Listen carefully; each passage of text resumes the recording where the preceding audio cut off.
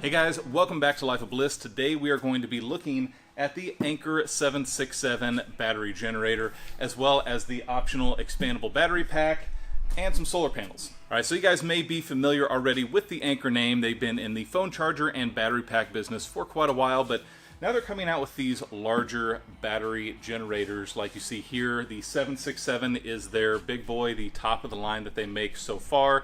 And this is similar to the EcoFlow Delta that I've had on the channel in the past. But today we are going to be testing it with quite a few tools. In my eyes, this would be something great to use at a work site when there's no power, or maybe there's a power outage for some time. Maybe it's dark and you need some lighting. So we're going to put this to the test in the shop here with some of the tools and see what it can do. So before we get into the testing, let's take a look at the battery itself. Now, this comes in a drop-resistant packaging. It looks pretty sturdy. I'm not going to be throwing this around to test that, but I'm sure if you were on a work site and tossing this in the back of your truck and it were rolling around or something fell up against it, it's probably going to fare pretty well. It does seem pretty sturdy. It's got some heavy-duty handles on either side. This does weigh about 67 pounds, so it is not light, but it does have this little carrying handle here that comes out and allows you to roll this around if you're already carrying a Bud Light and your purse in your other hand. Now on the front, you've got this nice large display that tells you how much it's charged, as well as when it's plugged in, how long it will take to charge, the input and output wattage, which we'll see here in just a little bit. But nice big display. It does have Bluetooth capability to sync up with your phone. It syncs up very fast. I've done it on mine, and it again shows you that information as far as input, output, level, state of charge, and then also allows you to do some other features on your phone. So that is a nice feature in itself. It's got 4 20 amp outlets there, as well as a TT outlet for your RV if you want to take this with your RV. Couple of car socket plugs there, as well as 3 HDMI-C and 3 USB-C and 2 USB-A ports on the front. Now, just looking at the voltage specs here for the USB-A's, you're getting 5 volts at 2.4 amps, which is pretty good. And then also the USB-C's, you can get up to 20 volts at 5 amps with a 100 watt max per port. So that's pretty big. That's going to be able to charge your laptops or computers. So that's quite a bit of power coming out of each one of these USB-C ports. Now for capacity, this is a 2048 watt hour battery. It is a lithium iron phosphate battery source, so it can charge up to 3,000 cycles and still output up to 80%, I believe, of its original capacity, and you can still use it after that as well. That is just what it is rated to. Now, as you can see here, this also has what they call GaN prime technology, which essentially means this is extremely efficient at both charging and discharging power. This has the ability, once plugged into a wall, to charge up to 80% in 1.5 hours and up to 100% in 2 hours. And then if you have the max number of solar panels on here, which is up to 1,000 watts, as long as you don't go above 60 volts, I believe, you can charge this entire battery bank in 2.5 hours with solar panels, which is pretty impressive. Now, as I mentioned earlier, this is an LFP style battery, and it has a 5-year warranty through Anker, and they suggest up to a 10-year lifespan for the battery itself. So pretty good warranty to come along with it. And while we're at it, let's talk about the battery pack that goes with it. Now, this doubles your capacity from 2,048 up to 4,096 watt hours just by buying this extra battery pack that sits up top. And I'll show you in just a moment how that plugs in. Now, looking at the backside here, you can see this top panel on the 767 itself has the solar panel plug, a fuse reset, as well as your AC plug for charging. And then here is our extended battery pack up top and the plugs for that on each. And they provide this big honkin' extension cable here. So we will plug that in, show you how that works. It just pushes in and clicks. And this should do the same once it's turned the right way. Thank you, your secretary. And there we go. Plugged in, and you have doubled your power. Now with the extension pack plugged in, you can see here on the main screen, we're at 81% for the 767 itself, and at 97% for the extension pack. So it will let you know how much of each the 767 and the extension pack are charged. And then there's also these ring lights up top that will count down as the charge depletes. Now while we're on the bench here, let's go ahead and take a look at the solar panel that they provided. Now this is a 100-watt solar panel that Anker provides. They have a 200-watt model as well, which if you're going to go with the Anker solar panels, I would suggest going with the 200-watt panel. But we'll get into this front pack here, and this is where you're going to plug everything in to charge. Now I'll show some close-ups of this, but there is the solar panel plug here. You've got a USB-C as well as a USB-A port on there as well. If you didn't have anything else but the solar panel, you would have 5 volts for both USB-C and USB-A to be able to charge a phone or a tablet, something like that, if you needed to. And then you also have a storage compartment down here for your cables. So you have both the extension cable as well as a little adapter cable right here. Now when you open these up, they're just velcroed together.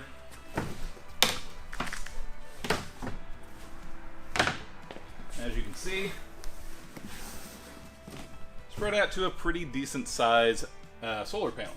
And these do have little stands on the back side that you can take loose, and then it will sit on the ground at an angle, which you'll be seeing here in just a minute because we're going to go outside and see how it charges. Now real quick, looking at the price for the 625 Anker solar panel here, the 100 watt is $330 from their website. The 531 solar panel, the 200 watt version, which is only compatible with the 767 PowerHouse that they have, that is $550 each. So definitely something to look around and look at pricing. Now I will say this does come in a super convenient package with handles. It's got spaces for all your wiring and your adapters, so that is nice to have. But again, look at some of those other ones out there and see if this is going to be the best value for you for what you're looking for. But let's go ahead, throw them outside and see how it charges. When we go outside to hook this up, we will be using this hub with XT60 connectors on it. And one thing to note with this, I was watching Will Prowse's video on this model as well, actually. There is a problem with this hub and this design. When you start hooking up solar panels to it, all of these leads are going to be hot. So if you accidentally touch these, once you get enough voltage hooked up to the system, it can potentially shock you. So that is something to be aware of. Whether you want to get some different adapters, which I can leave links for down below, to some different type of solar panels or solar panel connections. You can change the XT60 into other connection types. So that's something to just be aware of. Once you start hooking these up, try not to touch those leads there on the inside. Note, actually, while we're out here, this does have some pretty rugged wheels if you do actually want to roll this around. This is good for rugged terrain, so if you find yourself in that sort of area, it should handle it just fine. Alright, so we're going to see what sort of power we can get from 4 100 watt solar panels and how long it says it will take to charge. So here we have the setup with 4 panels. Took about 10 minutes just to get everything out here laid out and hooked up. And as we can see here on the screen, if you can read that, let's see if I can help a little bit. We are getting 200 and almost 50 watts, 247, 246, saying it's going to take 1.8 hours to charge at 80%. So figure with 250 watts, another 20 times 5, I don't know, probably 7.5 hours with this current setup to charge with pretty good sunlight. They could maybe be angled a little bit better to get a little bit higher voltage out of it, but not too bad. It would be enough to get a pretty decent charge on the battery if you had a nice sunny day. Taking a little closer look at these solar panels here, you can see got a little sundial there with the shadow that's almost in the red circle, so that's pretty well lined up. But you can see what I mean about them kind of slouching there in the center with those storage packs on the back. They're kind of weighing them down, but you can get those supports there in the back to hold it pretty well straight. So not a bad little setup, but like I said, I would definitely look into the 200 watt panels from either Anker or another comparable brand, especially if this is the primary way you're going to be charging the battery pack. If you had an overland type vehicle or you did a lot of RVing and this was your primary way of charging, with these 4 panels, you're going to cut down your charging time from 7.5 hours down to 3.5, maybe 3 and 45 minutes. So it's going to definitely shorten the time to charge everything and get you that extra time out on the road. All right, back inside with the expansion pack on there. I'm going to go ahead and just plug it in real quick to show you guys how it charges when plugged into the wall. It will take just a second for it to ramp up, but you can see here it's showing 0 watts. Then it'll start creeping up 50. It should go all the way up to about 1400 or 1440 watts. So after about 15 seconds, it gets ramped up to where it needs to. It's showing 1015 watts right now. It did jump up to 1400, jump down to 700, 800. Now it's settled around the 1000 watt mark, and it's saying it's going to take about a half hour to completely charge from 82% where it's at now. And I believe that's also to top off the expansion pack up top there as well. I'm not sure why this doesn't go up to 1400 watts continuously until it's fully charged. It probably has to do with the state of charge that it's in and also just the power consumption it needs. So one thing to note is when this is plugged into the wall, if you are using the plugins here for the battery pack, it is not actually using the battery power, it's just using the power from the wall. So at that point, this is a glorified extension cord, but once you unplug the power cord from the wall, it then will start reverting to using the battery pack. Just like that, there's not going to be any sort of delay or anything, so just keep that in mind. If plugged into the wall, it's not actually using the battery power. So now let's do some testing.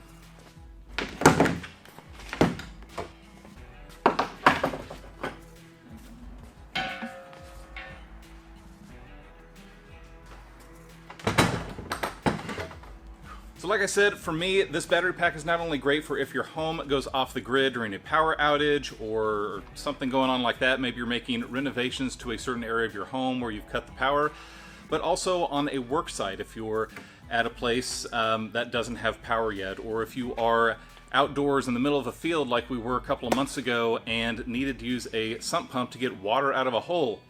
We use this for that. So there's a lot of uses for this thing outside of just during a power outage. So we're going to go through a few tools here. One of the things, like I mentioned, if you're in a work site and you need some light, these are 500 watt bulbs in here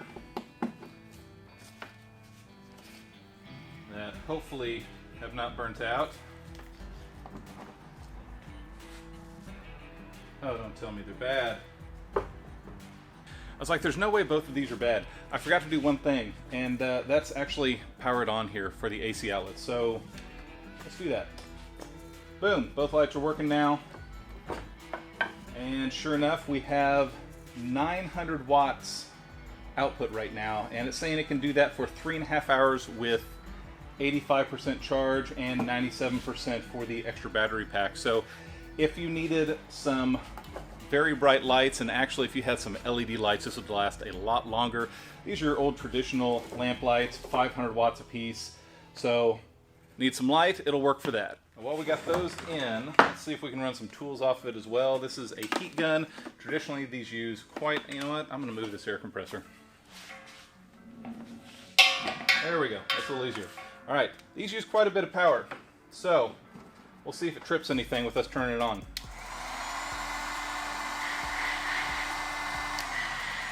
Nope. On low mode, we got almost 1900 watts. High mode, 2200 watts. Lights are still working. Fan kicked on.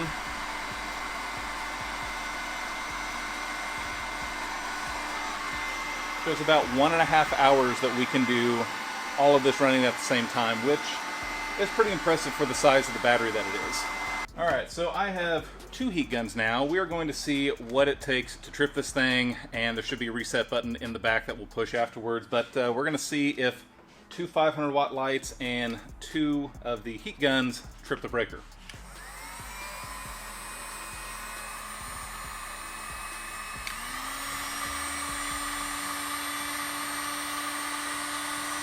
2200. Ooh, the lights dim down.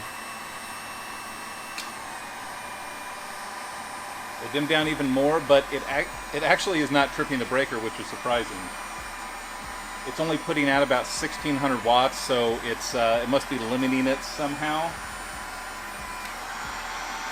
But you turn one of them off, everything kicks back up a little bit, goes back up to 2300 watts.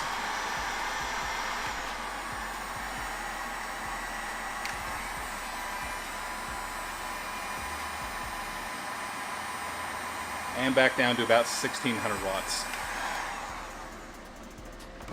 That fan definitely kicked on over here, but it's not super loud if you can hear it. You can probably hear the fan, but really that's not super loud. It's not going to be distracting. So yeah, that's pretty impressive that it ran all of that stuff without actually tripping the breaker. I mean, you're going to notice that it's drawing a lot more power than it should be. Those lights are going to be dimming down. The heat guns didn't work as well, but at least it didn't completely shut everything off. So next we will unplug our heat guns, maybe save those for later, unplug our lights, and we're going to do something that takes some pretty heavy power up front to start, which is my portable air tank. Now this is a 15-gallon air tank, 1.6 horsepower motor. It draws quite a bit of power, so we'll go ahead and plug it into here, see how it's going to handle that.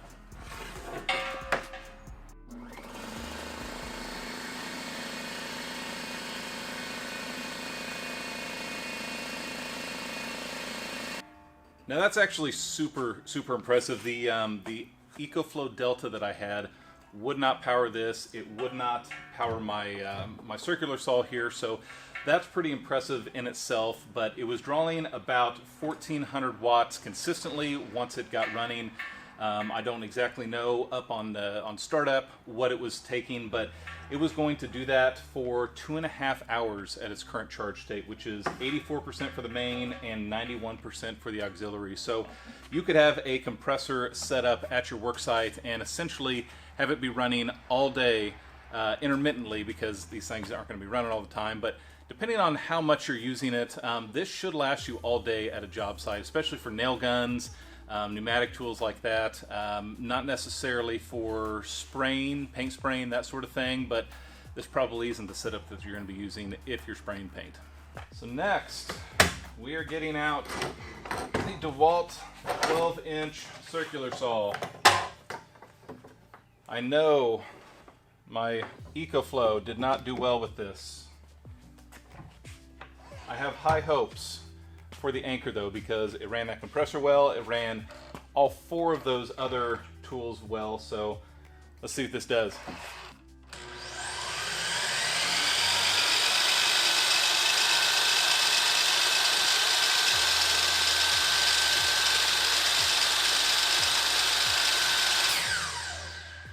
Nice. So a little slow to start up, but after it got going, it's about 1100 watts continuous.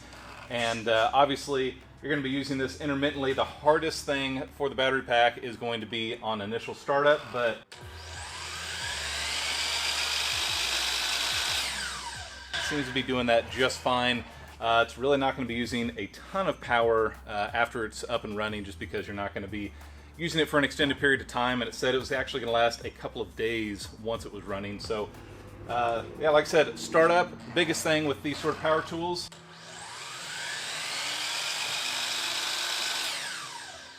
And that'll do it. And just for reference, this is a DeWalt DWS 780 12-inch compound miter saw, so one of the larger variants of saws. A lot of your 10-inch versions should probably have the same or smaller size motor, so you really shouldn't have any trouble with those either. Now I'm really curious to see what it's going to take to get this breaker to trip, so let's plug in one of our lights. That's a 500 watt light going, 450 watt is what it's drawing currently. And then let's see if we can still run this saw at the same time.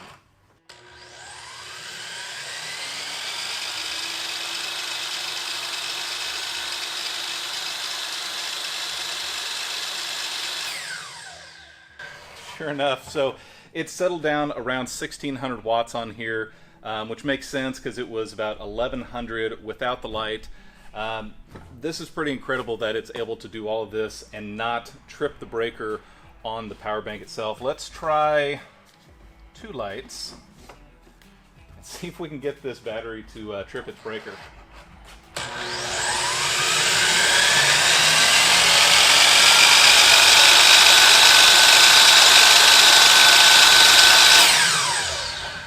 All right, so this is pretty incredible. It went up to 2100 watts. I'm just surprised. I mean, yes, it's going to take a little bit of time for that blade to spin up and get going. The lights dim whenever you turn it on, but it's not tripping the breaker in here, which is awesome. You know, you're not going to have to be running over and resetting the breaker often like the other battery pack that I had whenever something happens. If there was too much power, it would just automatically trip, which, you know, it should. But for whatever reason, this is still allowing everything to run, not trip the breaker. It takes a little bit longer startup time for the motor, the lights dim, but like I said, it's not tripping the power, tripping the breaker in here. So this is pretty cool. This is much nicer than the previous battery pack that I've had on the channel. And really, no, this is a lot of power running off of something like this. 2 big work lights, a big 12-inch circular saw.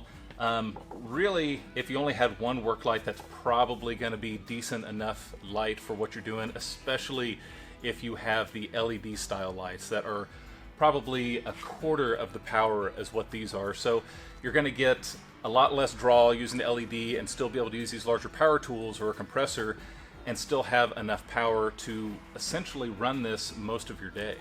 If this doesn't trip it, I don't know what will.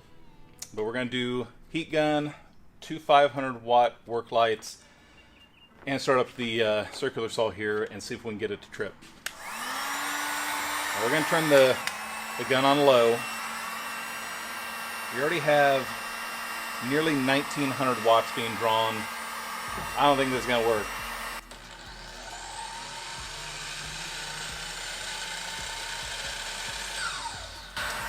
All right, so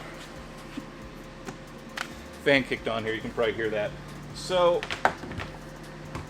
I think I've kind of figured out what this does. So it's probably going to take a lot of just initial startup power, like if you were running the compressor and the circular saw, if they both kicked on at the same time, or you know, something like that, for it to actually trip that breaker. Once it starts getting too much power draw, it just reduces the amount of power to every device that you have plugged in. The circular saw was not spinning as fast as it should have. The heat gun drastically dropped power.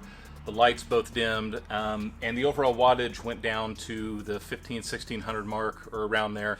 It wasn't up to the 2400 that it could possibly put out. I think, like I said, that was just too much draw for it. So it really is a pretty nice design in that it's not tripping that breaker constantly and you're having to reset it. But it is going to let you know, hey, this is too much power for me to handle. Everything's not going to be working well. You need to unplug some things or reassess your power needs. So guys, to be completely honest, I'm pretty blown away by the performance of the Anker 767 PowerHouse. I did have the EcoFlow Delta on here before, and while a cool battery pack, it was a little more compact and you know, it had good specs, but it just did not have the power that this Anker 767 does. The breaker would trip just with the circular saw on there, let alone the light plugged in, let alone both lights plugged in, and a heat gun plugged in.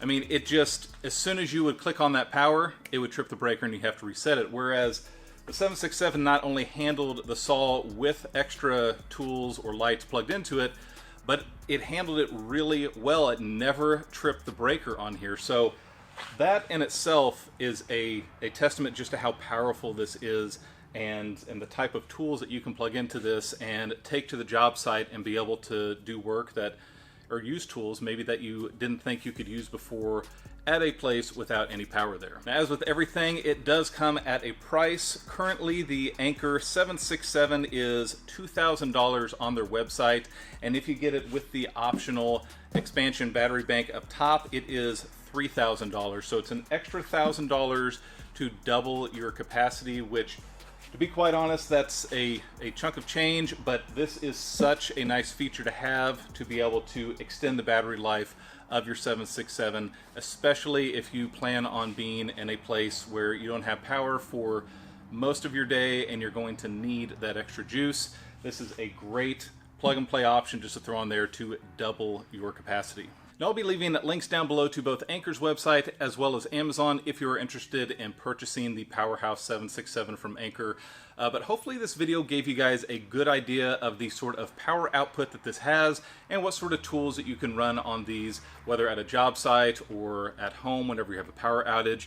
I really think that this is going to fit most of your needs unless you are running some very heavy tools or a lot of appliances that need a lot of power. But like I said, I was super impressed today testing this out. I think you'll be happy with it as well. But I really appreciate you guys watching today's video. Be sure to hit that thumbs up button if this video was helpful. Thanks for watching Life of Bliss, and I will see you soon.